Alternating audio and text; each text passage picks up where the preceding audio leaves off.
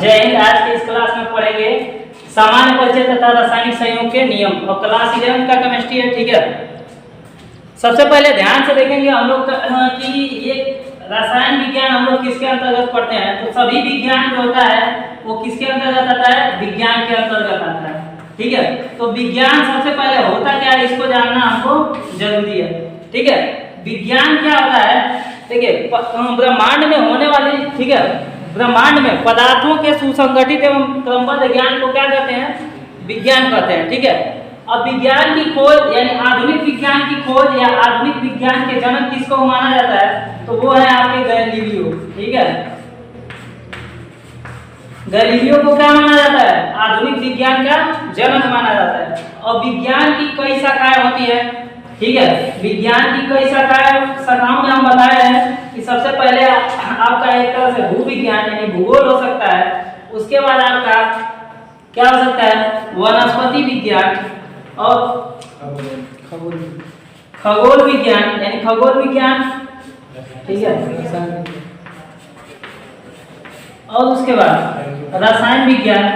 ठीक है, और ऐसे रसायन, ठीक है, और ऐसे कई विज्ञान हैं। ठीक है, तो देखिए भूविज्ञान के अंतर्गत भूगोल यानी पृथ्वी पे होने वाली घटनाओं को पढ़ा जाता है। ठीक है, यानी पृथ्वी के बारे में उथल पुथल जो भी होता है उसके बारे में।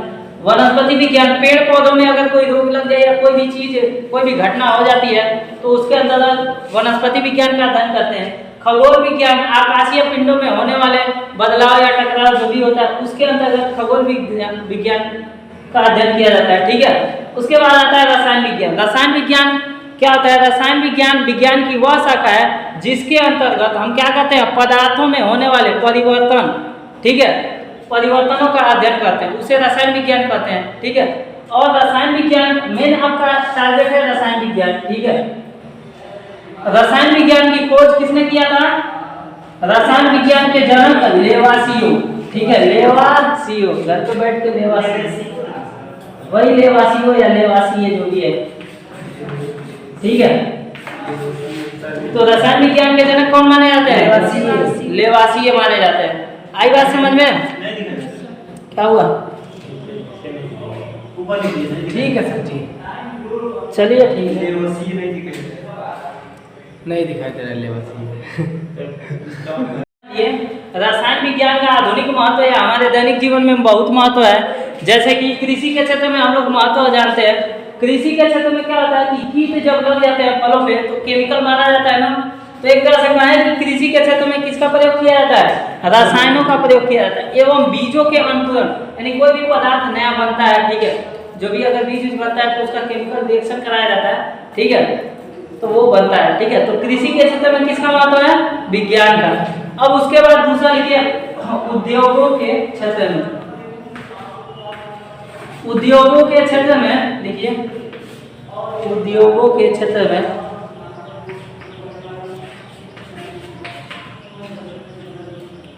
रसायन विज्ञान का बहुत महत्व है। जैसे कि उद्योगों में हम बता दें, उद्योगों का मतलब क्या है, जिनसे व्यापारिक कार्य होते हैं। ठीक है, जैसे व्यापार, साबुन का व्यापार होता है। ठीक है, इन सब से, ठीक है, तो इनके बनाने में, साबुन एक तरह से अपमार्जक बनाने में, पेट्रोलियम बनाने में, कांच बनाने में, सीमेंट बनाने में, इन सब में किसका महत्व है, एक तरह से रसायन विज्ञान का। आई बात समझ में। और उसके बाद हेडिंग डालिए औषधियों के रूप में, औषधियों के रूप में।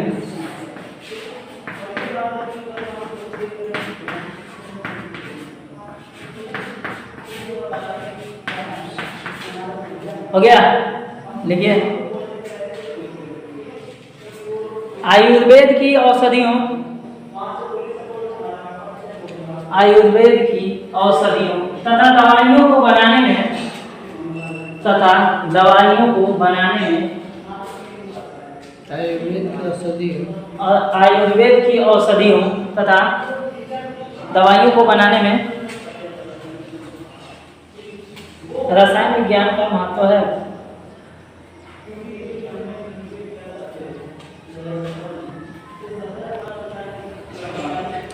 ठीक है, आगे है पदार्थ की प्रकृति, यानी पदार्थ की प्रकृति का मतलब क्या, पदार्थ के बारे में। पदार्थ क्या होता है ये आप लोग सभी लोग जानते हैं, ठीक है। लिखिए पदार्थ, लिखिए इसके बारे में लिखिए। पदार्थ वह है जो स्थान घेरता है जिसमें द्रव्यमान हो तथा जिसका भार हो। जो स्थान घेरता हो जिसमें द्रव्यमान हो तथा जिसमें भार हो। आगे लिख लीजिए, जिसका अनुभव हम अपनी ज्ञानेंद्रियों द्वारा करते हैं तथा जिसका अनुभव हम अपनी ज्ञानेंद्रियों द्वारा करते हैं।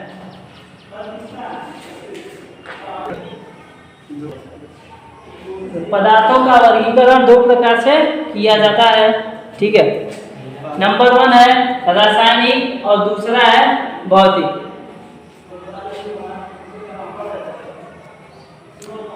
अब देखिए भौतिक के अंतर्गत कौन कौन से आएंगे। जो भी चीज हम लोग भौतिक यानी अपने जीवन में, ठीक है, भौतिक यानी जो चीजें ठोस द्रव गैस, भौतिक के अंतर्गत ये आएंगे। और रासायनिक के अंतर्गत क्या आ जाएंगे, पेट्रोलियम, ठीक है, जो केमिकल से मिलकर बना हुआ है, ठीक है। यानी पदार्थों का वर्गीकरण किस भाग में हुआ है, 2 भागों में, रासायनिक और कैसे भौतिक। यानी कुछ पदार्थ क्या भौतिक अवस्था में पाई जाएगी और कुछ कैसे रासायनिक अवस्था, यानी उससे मिलकर बनी होगी, ठीक है। जैसे कि कोको कोला हो गया अपना, ठीक है, वो किससे बन के मिला है, केमिकल से, आएगा समझ में। और कई चीजें भौतिक में जैसे लकड़ी, कुर्सी, मेज, ये सब किससे मिलकर बने, एक तरह से पेट्रोल केमिकल से बना है। हाँ, पेट्रोल एक तरह का केमिकल ही है, आएगा समझ में, जो द्रव रूप में पाया जाता है, ठीक है ना।